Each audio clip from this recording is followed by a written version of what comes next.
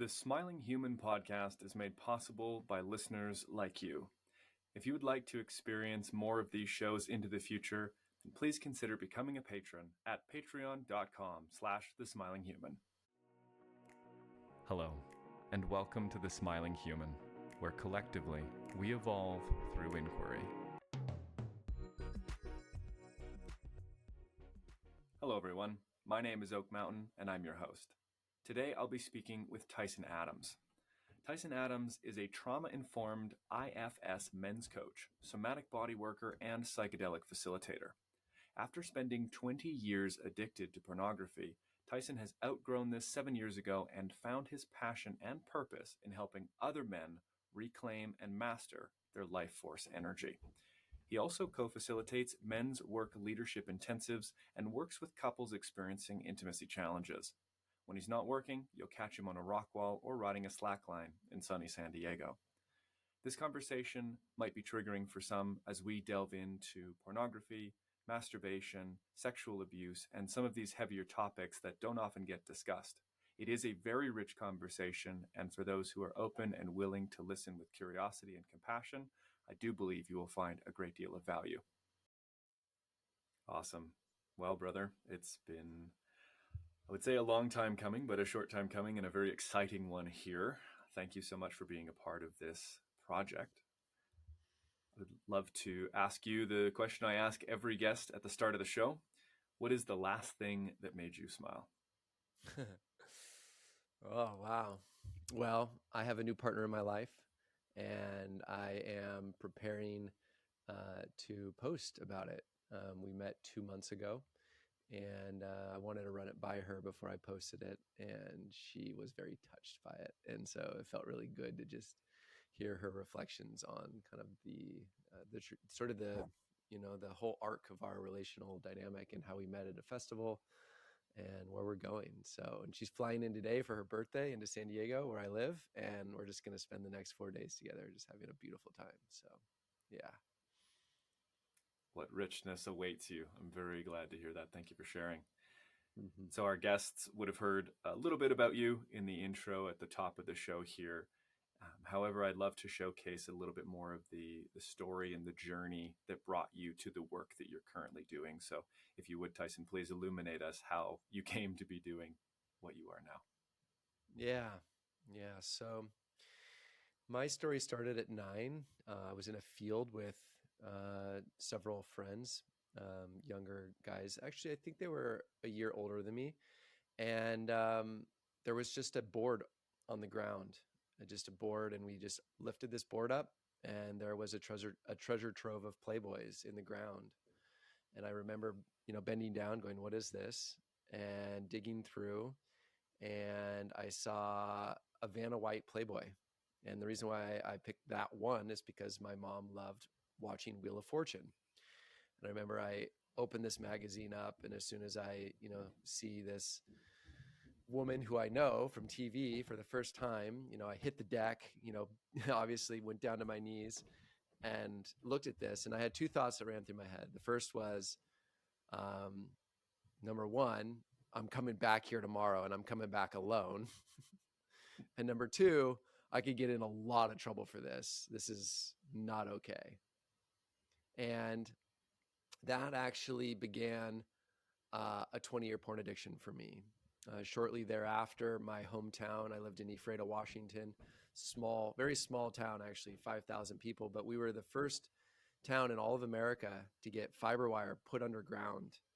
And so we went from literally no internet to high-speed internet. We didn't do that like AOL dial-up thing. We just had high-speed internet.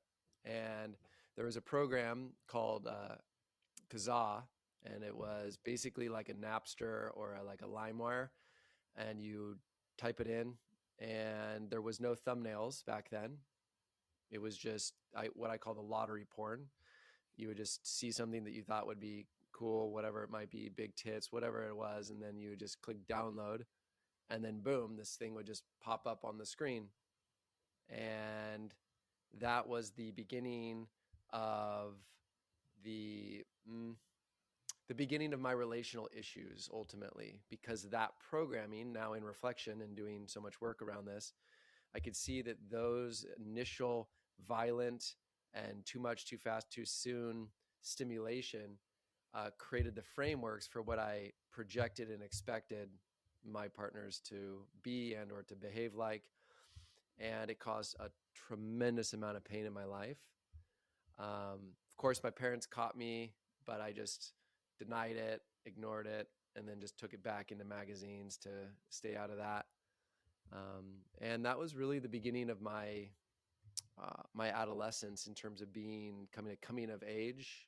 That's definitely 12, 13, 14, and then kind of took a pause and had a girlfriend. But then the next piece to this is I went off to the University of Washington. So I went to the big city, into Seattle, joined a fraternity. I didn't know anything about fraternities, but my girlfriend from high school, her brother was in the fraternity, so he wanted me to join. And then when I joined, there was a porn chairman who was responsible for indexing all of the pornography from the genres to porn stars. And there was this sort of reigning joke every time we had a meeting, where there's 100 guys sitting in the basement, and they would joke around like, get off the damn internet. Like we can't do our homework. And everybody would just laugh. So I really grew up in the belly of the beast of the normalization of pornography and technology and the misogyny and the blackout and just that rape culture and sexual deviant culture. And just, in a big city where that was just very normalized. So yeah, that's a good place to start.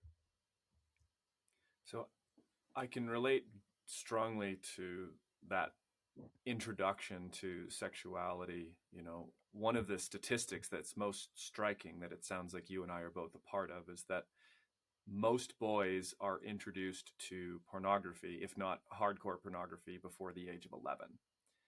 Mm-hmm. And what's so startling about that is obviously our brains are not emotionally or even physiologically developed well enough to be able to comprehend what we're seeing, the impact that it might have on us in the immediate moment as well as long term. And so knowing now where you are and where I am, having done the types of work that we have done internally and with men across different age ranges and with different levels of disruption in their lives as a result of this, when did you realize, because you said it was a 20-year addiction, what was that turning point like from being deeply entrenched in the consumption of these types of materials to moving away and recognizing that there's an alternative path for you to explore your own sexuality?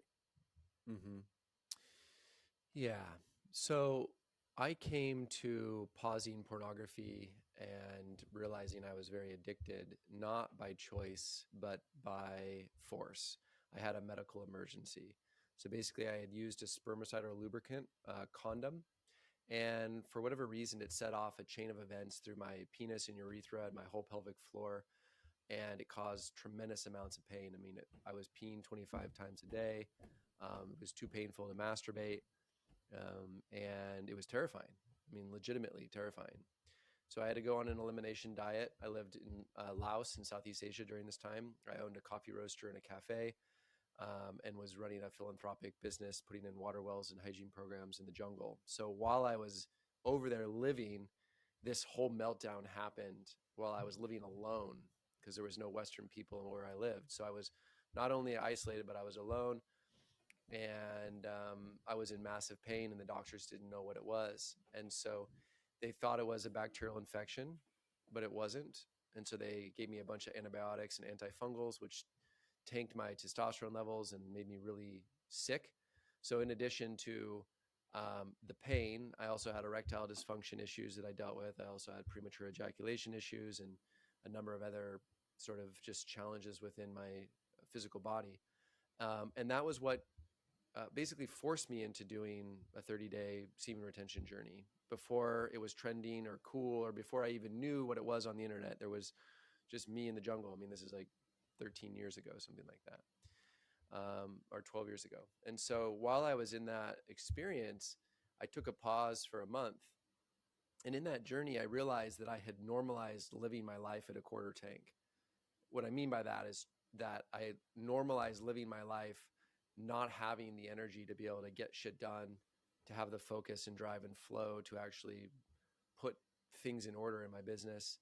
And when my life force started to, come back, all of a sudden I realized, like, wow, I was living my life at a quarter tank, and now I have all this energy, and I was highly productive and in much a better mood. And I was like, whoa, what is going on? But when I finally came out of that experience, I had, I wasn't watching porn and I wasn't masturbating because I just couldn't. And that was the first time I'd ever not done it since I was 9. And this was, well, since I was 11. So I was 31 at the time. And I basically had this idea, which was, can I masturbate without watching porn, thinking about something pornographic, or thinking about an ex-girlfriend? Is it possible to actually just have an orgasm? And I was debating in my head, like, no way, that's impossible. And then I was like, well, maybe you can. And then I was like, no, like these polarized parts inside of myself, right? And so finally I was like, all right, I'm going to just try it. And because my testosterone had come back to life and I was still in pain, but I decided to do this. And so I just stared at the moon. And as I stared at the moon, I just started masturbating, and I just sort of channeled with the energy of the moon. And as the moon and I like locked, I ended up bringing myself into now what I know was my very first orgasm of my life. I mean, going from like a chew to like, and like literally having an ejaculatory, like full body orgasmic experience. And in that moment, I realized one thing. I was one orgasm away from the rest of my fucking life. And what I mean by that is I knew in that moment that I was never going to go back to that cheap thrill junk food shit, and that I must continue the path walking forward. And so therefore started reading books. When I moved out of Laos to San Diego, hired a therapist, started doing men's work, started doing psychedelic work, and just continued to put in the time and energy and effort to never going back to that way of being ever again. So I look at that dark night of the soul experience as a gift, even though it was absolutely terrifying. So, yeah. Wow. To think that a celestial object played such a pivotal role in the transformation of your self-exploration in that way is remarkable, to say the least. I appreciate you sharing that. There's a couple directions that spark my interest in terms of our inquiry today.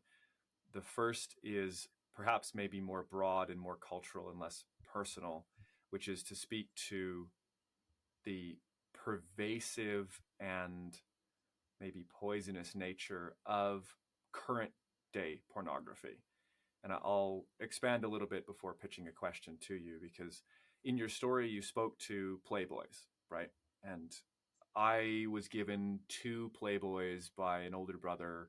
They were 1964 and 1967, vintage things, nothing compared to what most men are consuming nowadays, right? These were photographs of women in a garden, reading a book. And I'm like, they're nude, sure, but there's still some semblance of humanity that remained in that, although it is an expression of the commodification of sexuality. It's markedly different, and I think that there's something to be noted around that. When I was contemplating our conversation and how it might go, this idea of the commodification of sexuality arose quite starkly, given that you work with men in porn addiction and the reclamation of their sexual power and mindful masturbation and these things. What came to mind is that, they say that prostitution is the oldest job that there is, and that I wondered to myself whether or not that genuinely constitutes the commodification of sexuality. And my first instinct was it's not. In fact, prostitution is the commodification of intimacy. And I think that that's a really important distinction that underlies the chasm between mindful sexual exploration and evolution and this mindless consumptive and deterioration of male sexuality via pornography. And what I mean by this is that when we separate our sexuality from intimacy, we are unplugging an aspect that is innate in terms of its nourishing capacity. Like, we are sexual beings because we are meant to be intimate with one another. We have the ability to feel, to smell, to taste, and to feel pleasure because we do that with one another. We are social and exchanging in this way, and we grow and evolve in this way. And so the question that strikes me at present, and maybe it's a softball, I don't know, but it really is a genuine curiosity for me, is whether or not there is any sexual media that can be aligned with a conscious exploration of one's sexuality. Is it at all possible to engage with maybe lewd art, maybe boudoir photography, maybe some type of quote unquote conscious pornography in a way that is not deteriorating like we see with this epidemic of addiction? Yeah. So when men come to me with porn addictions, what I often will ask them is I'll say, are you in a relationship? And if they are, or if they're not, it could be single man as well. But I'll say, if you like pornography, then roll your own, create your own, but don't call it porn, call it erotica, and don't upload it to the internet. Because once your image goes on the internet, you have no idea where it's going to go or how it's going to be consumed or how it's going to be commodified.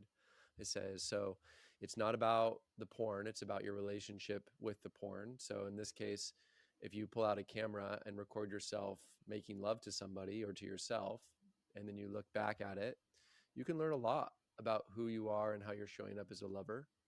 And it can be really great feedback for yourself. It can also help spark you into arousal later, but just be careful with it and do it mindfully and consensually, and ensuring that everybody is willing to participate in that. And so I can say from experience that can be a very healing, very beautiful, and very honoring thing to do.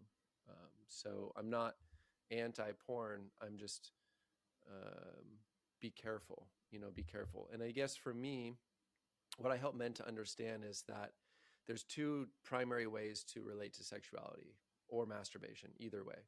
One is to feel better, and one is to better feel. Over here, when it's to feel better, most of the time it's thinking your way to orgasm.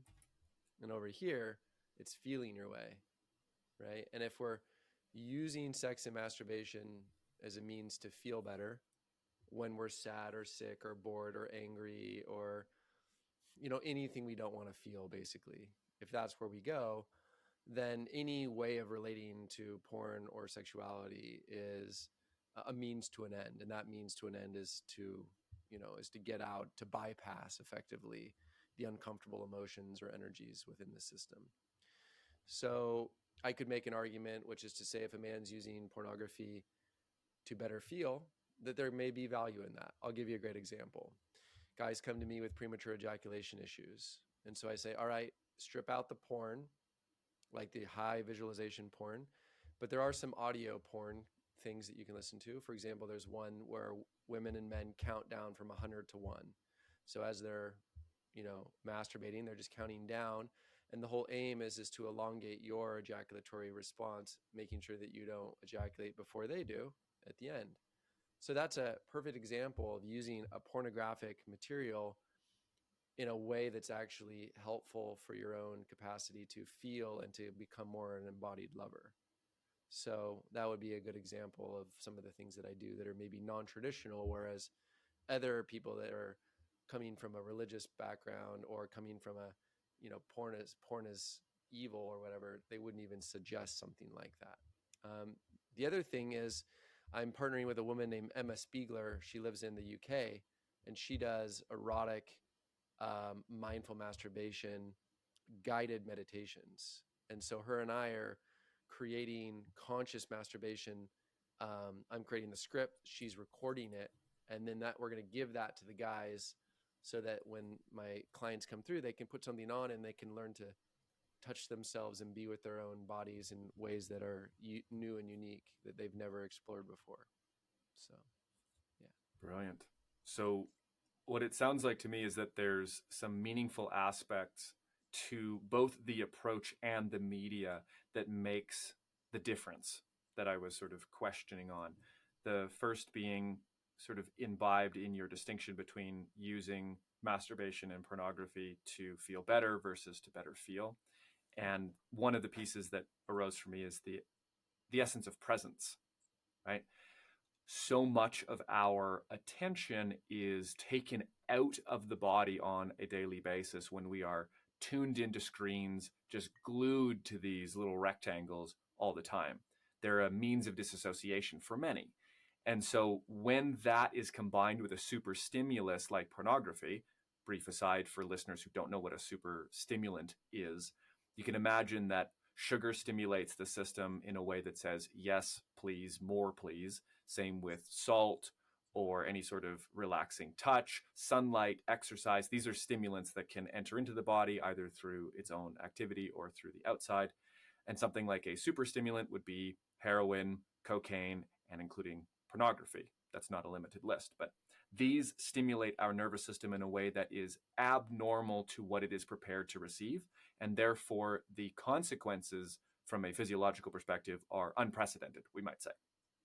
Okay, so when we are bringing a focused presence, it almost seems like the media or the medium of stimulation has to be more subtle.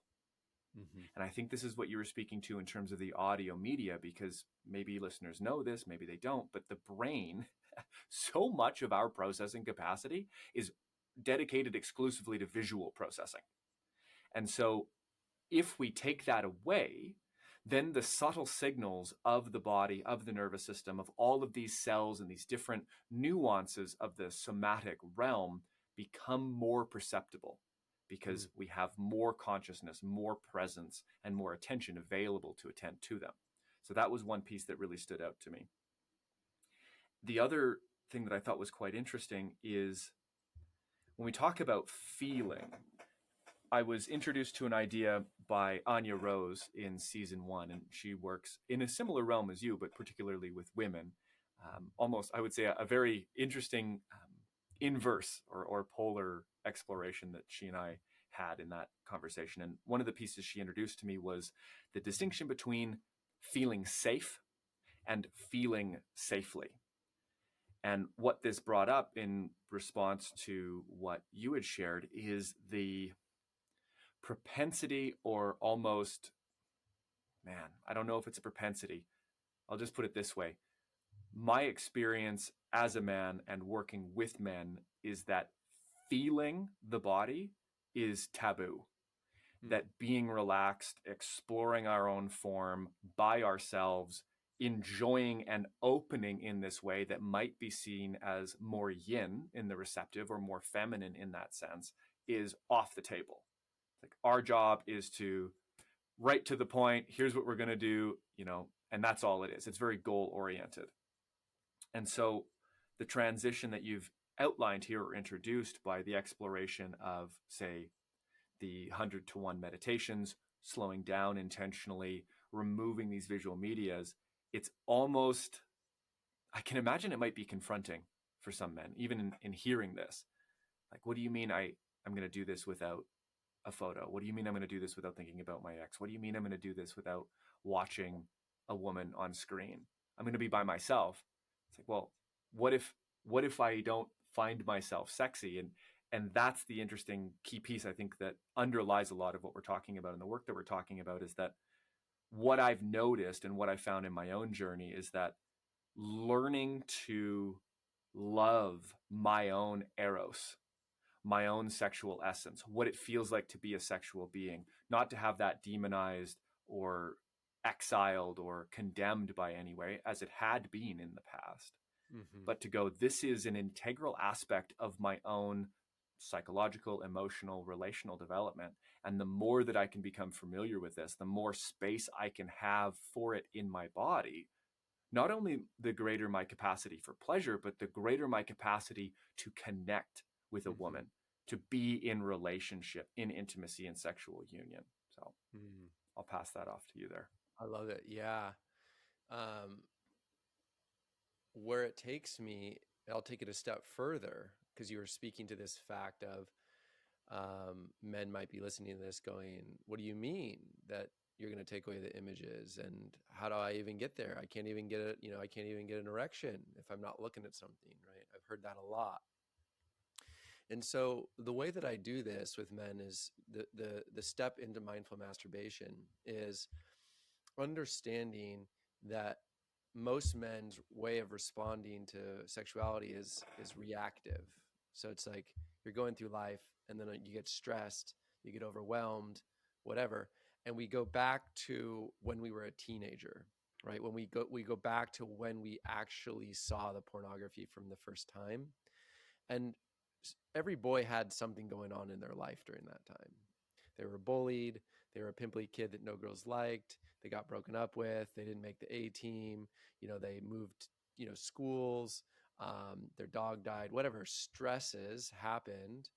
And then they found the porn and masturbation as a means to alleviate themselves at the end of the day or the end of the night or in the morning or in the shower or whenever. And now we're all grown up and we still relate in that same way, in this reactive way, which is, oh my gosh, I'm overwhelmed. I got triggered, and now I go and release as a way to move that energy, because it's annoying when it builds up too much. Like a lot of men feel some form of annoyance or bothersome, when it's in their system. So what I do is I help men as they move into mindful masturbation. What I say to them is put it in your calendar. And so when I did almost 3 years of celibacy, I would put it in on the full moon. So it was once a month on the full moon. Now, somebody my age at 40, you don't need to do it that much. It's about every 14 days is a good release schedule. You take your age and you times it by 0.35. So for me, 40 times 0.35, it's around 14 days. So for a while there, I was releasing on the new moon and the full moon and getting it into that sort of the moon cycles. But what I also do is I say, okay, once it's in your calendar as a scheduled appointment, therefore now it is mindful, because it's not reactive, it's proactive. Now, here's the map that I teach, and it's a question. And the question is this: if it were the last time you were going to masturbate and you knew you were going to die tomorrow, how would you do it differently than the way that you currently are doing it? And then go sit with that in meditation for a bit. And then pay attention to all of the possibilities if this is your last time. Now, some men joke around and they go, oh, I would just fucking watch some porn and go for it. Of course, that's a very typical way that men respond. But if you sit with it long enough, it's like, actually, maybe not. Maybe you would go about it with more intention, and you build your life from that portal. And so then what you focus in on is cleaning the bedroom, music, massage oil, massage guns, toys, clothing, scents, prayer, cycles, seasons, day, the time of the day. When I was really in mine, I would wake up, I would pray, I would go to the beach, jump in the ocean, I would come home, wouldn't work the whole day, I would slackline, I would journal, I would take a little microdose, I would go to the float tank. By the time I got home and I was ready to masturbate, I was so fucking excited. I was in like the best mood ever. And then when you move into that space and you're not trying to just rush the orgasm, you end up having these experiences where you actually stay for a while and you relate to your entire body as an erotic zone and not just your cock. And from that place of finally moving into exploring, you move into, oh, I can actually orgasm without ejaculating. Oh my gosh, what is this all about? And whoa, I can do some breath work. Whoa, what's this about? And then the long story to end this, and then I want to, kick it back to you is once a man, what I help men to do is once they've had their orgasm or their release, allow yourself to have that pleasure. It's yours. No secrecy, silence, and shame. Stay for a while. Satiate into it and be with it. Because the longer you satiate, the less you're going to need another round or another tomorrow or the next day. And then for me, it was always meditation. I would enter the deepest portals under the moon, having just released, and I would sit there for an hour in deep meditation, and all of this information would come through, and then I would journal it all, and I would literally build my life from those portals. I built my business. Ultimately I manifested my partner without effort, in the sense of seeing it as if it was already done before it was here. And then all of a sudden there she is and shows up. And so that's the portal of taking a reactive sexual experience into a proactive, mindful sex magic experience. And when a man makes that leap in consciousness, everything in life shifts, because the whole entirety of life becomes ritual, especially when it's sexuality. Yeah. That's so potent. I think one of the pieces that I want to add that arose while I was listening, it bridges specifically off the word magic. And I think that a lot of men recognize that there's an obvious potency to the sperm, to the seed itself, because that's the element that goes and sparks life when it meets with the ovum.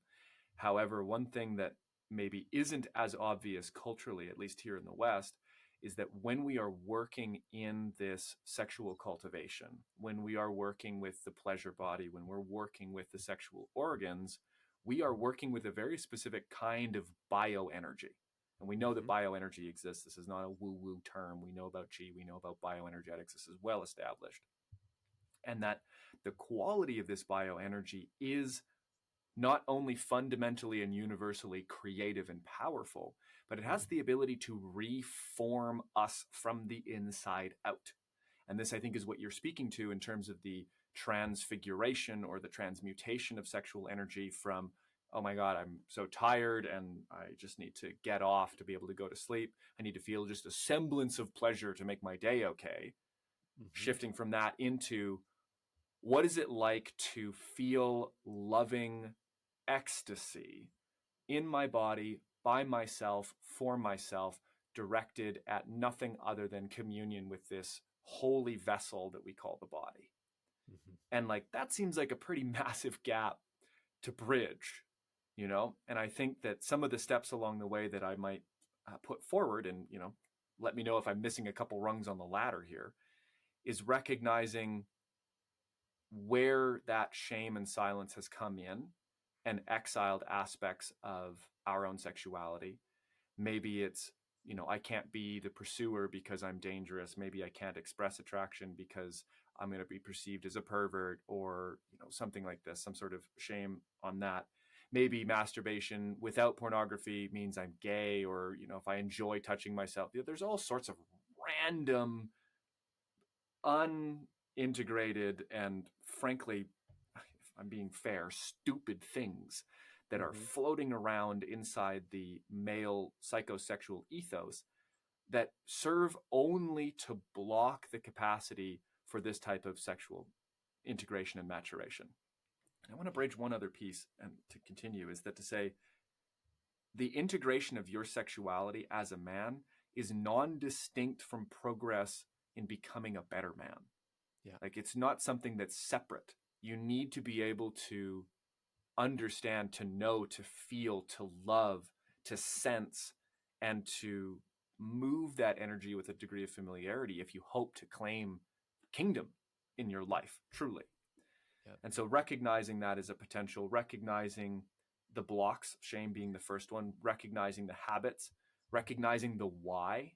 Why is it that I step into this? Why is it that I reach for pornography? Why is it that I reach to masturbate when I'm tired, sick, annoyed, frustrated, what have you? And then starting to break down those barriers in the story. I can feel. I love feeling. It's okay to bring this part in. In fact, it's doing good, not only for me, but I'm a better man when I am cultivating intentionally this energy that would otherwise be subconscious, that would otherwise be reactive and almost feral in its expression. So I think that those are really, really key pieces. How does that land for you, Tyson? Yeah. I mean, it lands as truth in my body. And I think where it takes me is, if you're out there and you're sitting there and you're thinking to yourself, well, how do I go on this journey? I have a ton of sexual shame and I'm in secrecy and silence all the time. Well, I'll say two things. First is, how you masturbate is indicative of how you will show up as a lover. So if you want to become a better lover and you want to either attract a partner or deepen into orgasmic bliss with someone, then these are the practices that you can begin to work through and work on in order to manifest that reality. And then the second piece is for the shame.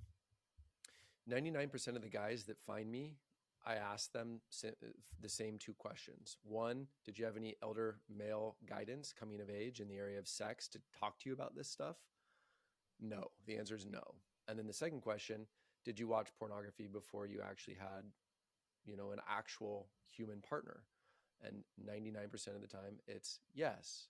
So a lot of men will be unconsciously blaming themselves for their porn addiction, sex addiction, premature ejaculation, performance anxiety, or sexual shame, or whatever. And it's not a you or me or any individual man's problem. This is a much bigger collective cultural problem that is, spanning for thousands of years through all of this religious indoctrination and shame and sin.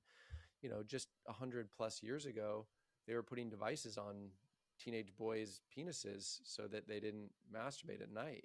It's like, what the hell? So we're coming out of this repression, and then the porn hit, and it was like, it just popped so deeply. And going back to the commercialization piece, why I think it's important to think about it this way is like, porn companies don't see us as anything but an IP address. They don't see us as a name, a face, an age. They don't care about our grades or our partner, our religious beliefs, or anything. They only care about your fat finger hitting the ad that they're serving you. And if you click that ad, they get paid. And so the only sane thing to do if you're out there and you're suffering from porn addiction or secrecy silence in this sort of way is to say, like, no, to what they're doing to you, because it's a parasite, but we become the willing host every time we log in. And there's no shortcut to that. There is definitely the masculine needing to find their unbridled and holy fuck no with that edginess of that sort of power. But as we say that no, we can't even imagine a new way. And so this is the conversation that you and I are having about what is that new way? Well, that new way is shifting out of that way to a whole other form of consciousness.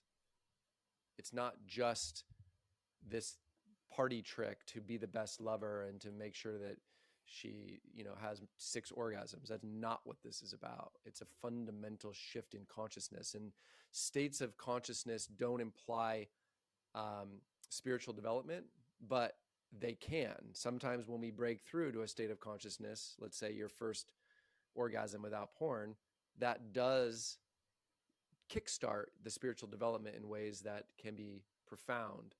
So that's the invitation that we're really speaking to here, guys. And like, I just love the things that you were sharing, because I feel like you're equally in awareness of the importance of this work, and how there is no more important work. This fundamentally changes everything in who you are and how you show up as a man in this world. So yeah, that was a little more than I thought I was going to say, but there we go. That's awesome. It sounds like a perfect place to take a short break, and we'll come back with the second half of the show. I hope you're enjoying the show so far. I wanted to take a brief moment to talk about just how you can help this show grow into the future. Did you know that we have an Instagram, a YouTube, and a Patreon? Probably. But if you're listening on YouTube, like many of you are, I would invite you to subscribe, to like this video if you've enjoyed it, and to leave a comment. Let me know what you thought. Let me know if you have any questions or maybe guests that you want me to interview. If you're listening on Spotify or Apple Music or any other podcast platform, then please take this moment to rate the show. All of these actions go a long way to helping the Smiling Human podcast reach more people and grow into the future. Thank you so much. Okay, Tyson, we are now back for the second half of the show, which starts off with a section called the Question of the Week. For new listeners, this is where I invite our guests to bring forward an inquiry of their own, something that's meaningful to them that they want to share with the audience, or that maybe they think I could share some insight on. So it's one of my favorite parts. I'd love to know, Tyson, what have you brought for us this week? Yeah. So what I feel most curious about is I want to know a little bit more about uh, some of your teachers. Who are the masculine elders that you anchor to in relationship to this particular topic? And why is um, this intersection of masculinity and or men's work and this sexual piece, why is that so important? Why do you why why is that so important for you? And the reason why I'm asking that is because I've found it to be true that most men's work leaves sex at the door. And here we are having a conversation about masculinity and men's work and sexuality, which is often not, they're separated. So what has led you to making this such an important part of your life? Powerful questions for a powerful conversation, no doubt. Mm-hmm. In terms of elders, it's a very interesting one. They appear, at least in my mind, to be a little disparate because I try to pull from a variety of sources, a variety of lineages, we might say. The work of Robert Bly and Iron John has been a large piece, not that I knew him personally. Mm-hmm. King, Warrior, Magician, Lover by Gillette and Moore, that was a large piece as well. David Data and his work around sexuality was a piece that started off my men's work journey in a meaningful way. I would say, too, in terms of the broader aspect, not exclusively towards sexuality, thinkers like, forgetting his name right now, that's too bad. One of them being Jordan Peterson and his work in the 12 Rules for Life and 12 More Rules for Life. These psychological pieces, or these men who are willing to talk about what it means to be a man, asking these questions, looking back into history, looking into themselves, and offering maybe not the most perfect answers, but answers, meaningful answers for me to pick up, turn around in my own brain, feel into in my own body, and to explore what it's like to try them on as a man. Can I find these pieces in myself? Can I find what it's like to live as the king, live as the warrior, live as the magician, live as the lover, and to then find the mechanisms of merger and fluidity between them. I would also mention Mantak Chia, his work Mm-hmm. around sacred sexuality, the multi-orgasmic man, the cultivating male sexual energy in the Tao of Love.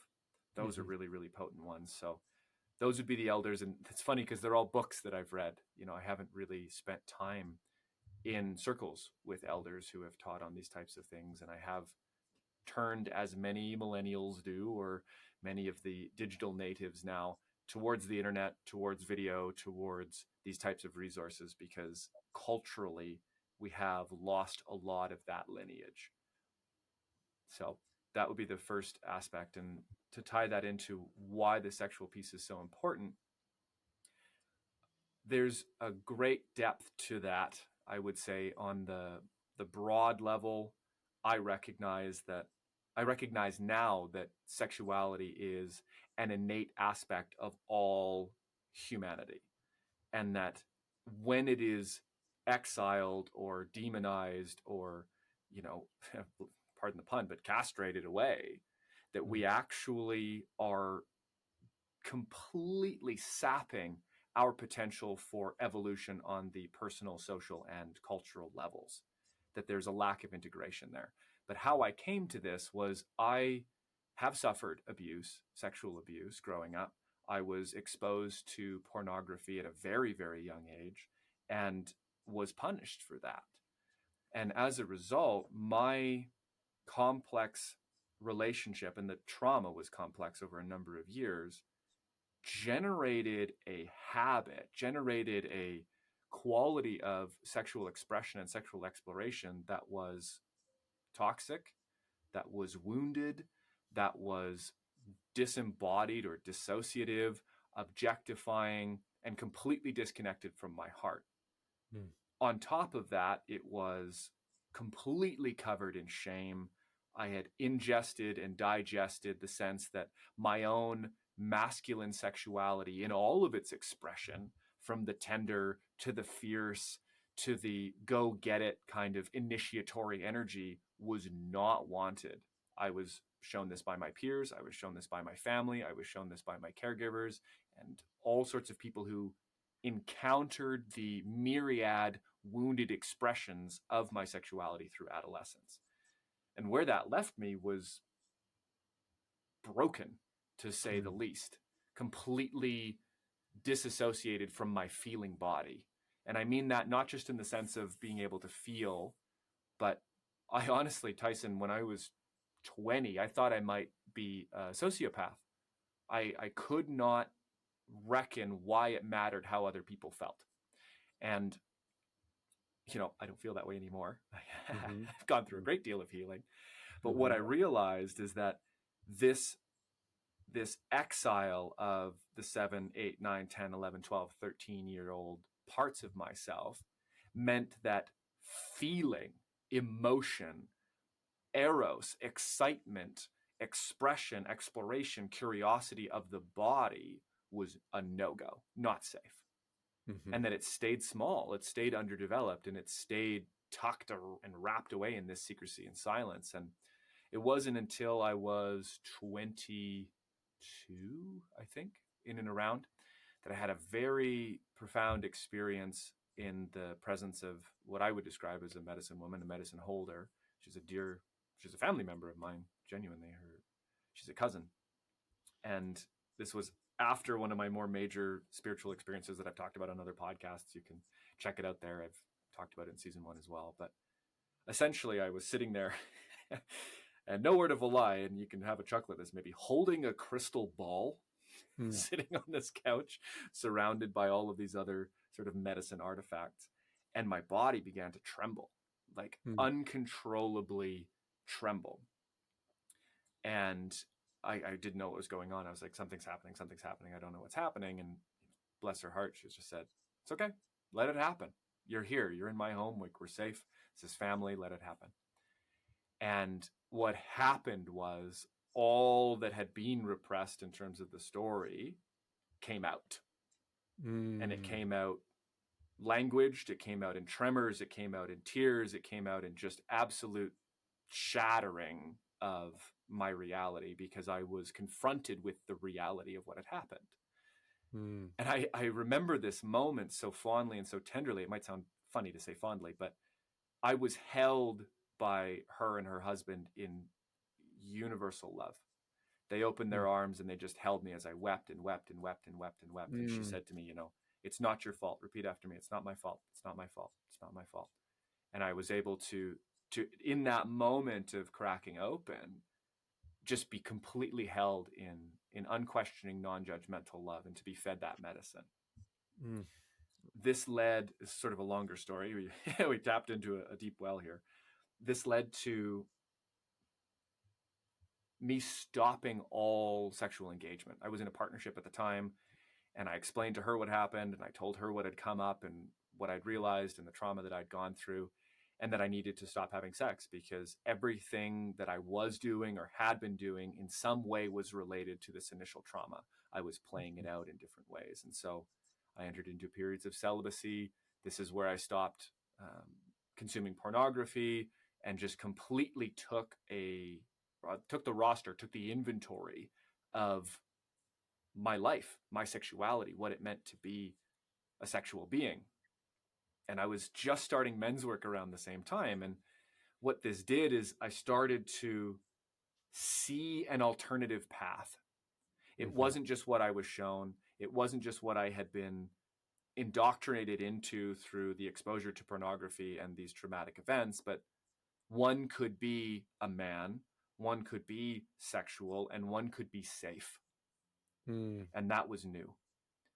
And so the reason why this sexual element is so important is because I know for myself that I harmed myself and others, that I kept deeply meaningful and powerful aspects of my being, of my soul, away from myself and the world at great cost because of this.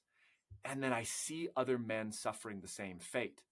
And so it's important because there is no distinction between a mature masculine man and one who has integrated the wholeness of his sexuality. And we need more integrated, mature men in this society more than ever. So Mm-hmm. I'll pause there and pass it back to you. Yeah. Wow. Well, thank you for sharing that story. And my hand was coming to my heart a couple of times during that, just to acknowledge the gravity of what you shared and the confrontation of something that is pushed into the shadow because of necessity and because of silent witnesses or whatever it was that your experience was, and then all of a sudden to have that come flooding through and to have words and shakes and emotions, and then fortunately to be held, with the love of your cousin and her partner, and then also just this crystal. And so when I think about those moments, or when I think about those types of moments that men have, life is never the same after that, because when we finally can actually say, yes, this did happen to me, and because this happened to me, I did this, this, and this, and I am no longer willing to push that aside, and I'm going to take full ownership and accountability.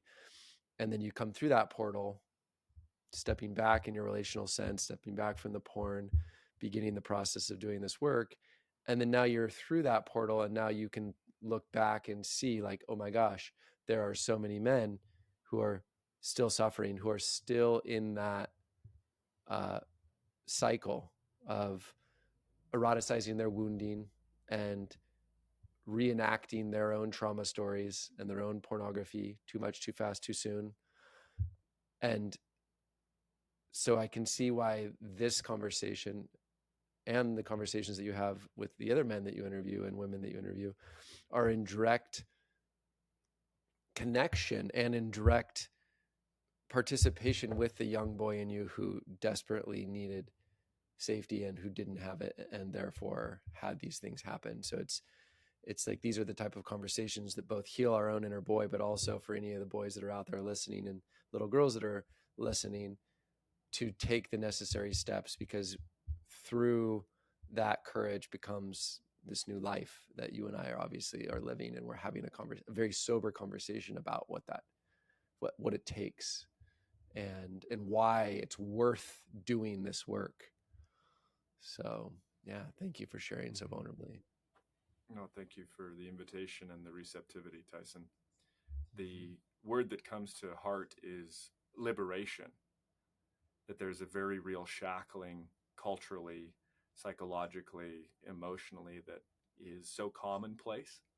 And Mm-hmm. what I think I would love to bridge to from this understanding of shackling and the necessity and potency and goodness of making this kinds of transition is maybe men listening here, and I hope this is true, period. Maybe there are men out there that are hearing this and are feeling that rising energy or the confrontation with pieces of their own sexuality, pieces of their own exploration, where it's like, this is not really full. I am on the quarter tank. I am sort of limiting my expression, limiting my potency, limiting my sensuality, limiting my creativity. And obviously, there's an opportunity to work with men like you. However, I want to know, Tyson, what's one first step that a man can take to shift this kind of habituated and conditioned relationship to masturbation, pornography, and their sexuality into something that is more integrated, more holistic, we might say, more liberated? Yeah. So the first step is awareness, which is just admitting to yourself, I have a problem, I have a challenge, right? Second step is um, to share that with somebody, to share it with somebody who uh, isn't going to shame you or reject you in any way for whatever it is that you're struggling with. And if you don't have somebody out there who is that, then there are ways that you can still do that. You can also write your whole story out, just get it out of your mind and down onto some pages. And then once you've shared it, the next step is to ask for help. A lot of men don't possess the capacity to say, I need help, or I need your help. Will you please help me? That's seen as a very difficult developmental task for men that have a lot of sexual shame and a lot of secrecy, especially if there's abuse.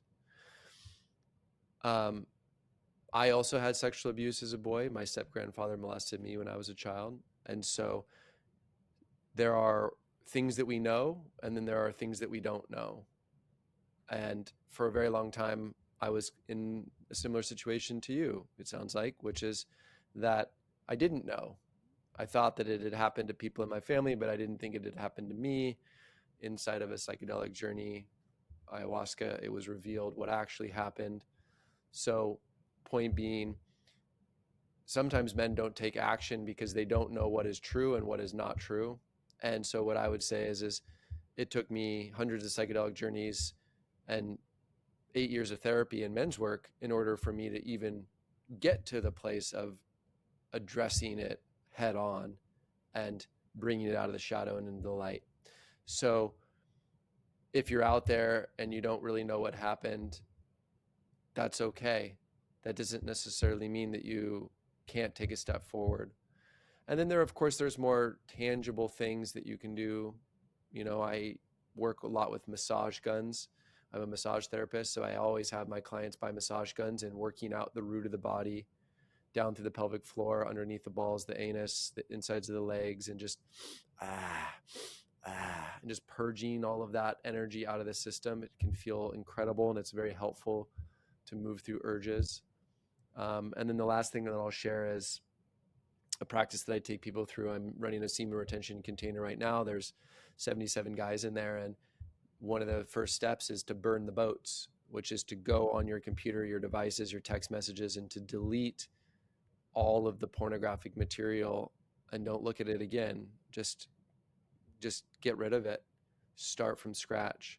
Because if you're wanting to be present with your current lover, if you're looking to attract a future lover, we have to click Control Alt Delete on our past, because those are energetics that are keeping us stuck in a lower vibrational frequency and a lower energy from a place of living in the past and not actually moving forward in our development. So those are some different things to do.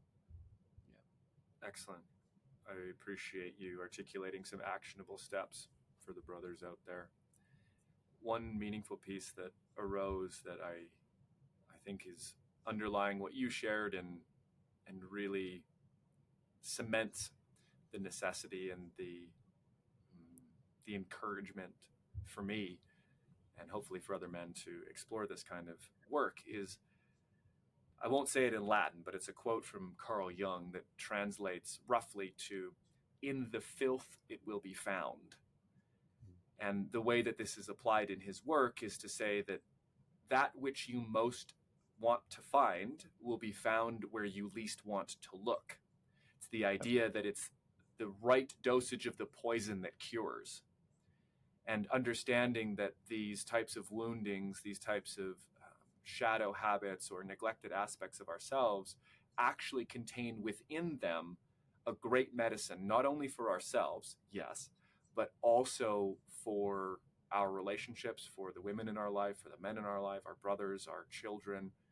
Because what I've noticed in my own journey, and I wonder if this is true for you as well, is that when all of those vines unhooked themselves and unraveled around how to approach sexuality, how to touch another's body, what it meant to receive, what the whole point, quote unquote, of sexual exploration was, I received feedback from partners that said, I feel so safe. I feel like it's okay. I can be open. There's this energy in you that beckons forward this surrender from me.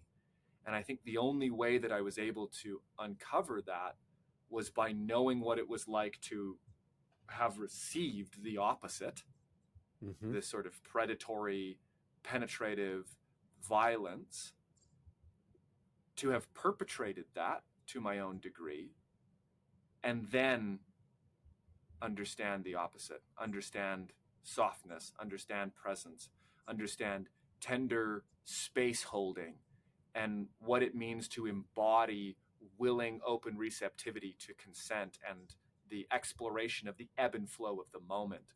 And so, to the brothers listening, it's like, it might be bad where you're at or where you've been, but there is a light inside of that when you're willing to have the courage to step forward into it, to discover, to uncover, to unravel, and to feel into it all the way.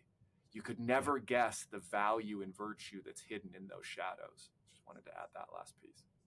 Absolutely. And what comes up for me when I hear that is something that I did in college, that I felt I would take to the grave. You know, there are things that we do that were like, nobody will ever know that I did that thing.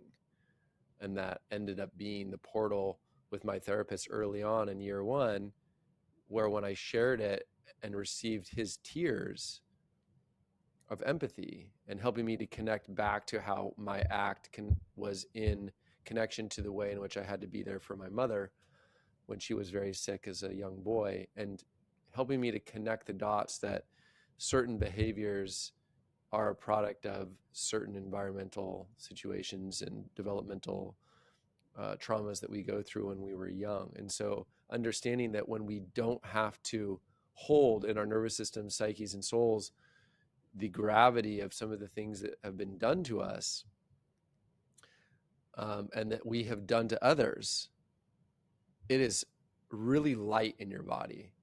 It feels really good to exist in your body. You feel safe, you feel home, you feel secure, you feel present, you feel humbly proud, and you're in flow.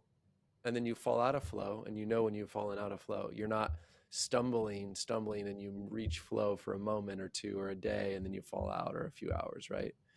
And so that's why it's worth it, is just that you can get to this place where you're in divine connection with the all, and you notice when you fall out. And that's the privilege of doing this work, even though it's mucky. But you're right, in the filth is where you discover your greatest gifts often as well. Yeah.